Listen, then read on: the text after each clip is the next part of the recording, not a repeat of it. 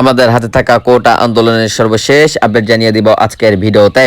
কোটা আন্দোলনের মৃত্যু সংখ্যা কতটি বিস্তারিত থাকছে প্রতিবেদনায়। চলেন ভিডিওটি শুরু করা যাক। কোটা আন্দোলন ঘিরে সারা দেশে সংস্থায় 2 শতাধিক মানুষের মৃত্যু হয়েছে বলে জানা যাচ্ছে। কোটা আন্দোলন ঘিরে সারা দেশে শতাধিক মানুষের মৃত্যু হয়েছে বলে জানা যাচ্ছে।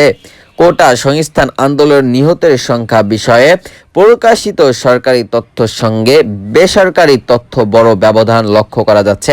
ফলে আন্দোলন ঘিরে গত 2 সপ্তাহে সংস্থায় ঠিক কতজন প্রাণ হারিয়েছে সেটি নিয়ে এক ধরনের ধোঁকাশা তৈরি হয়েছে।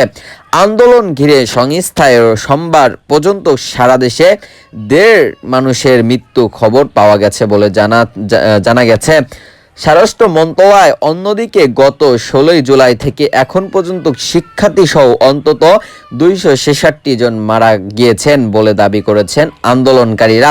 আহত হয়েছেন কয়েক হাজার মানুষ। এর মধ্যে আবার স্থানীয় গণমাধ্যমগুলোর খবরে ও মৃত্যু নিয়ে বিভিন্ন তথ্য প্রকাশ হতে দেখা যাচ্ছে। কোথাও বলা হয়েছে মৃত্যুর সংখ্যা 211 জন, আবার কোনো গণমাধ্যমে দাবি করছে 185 জন।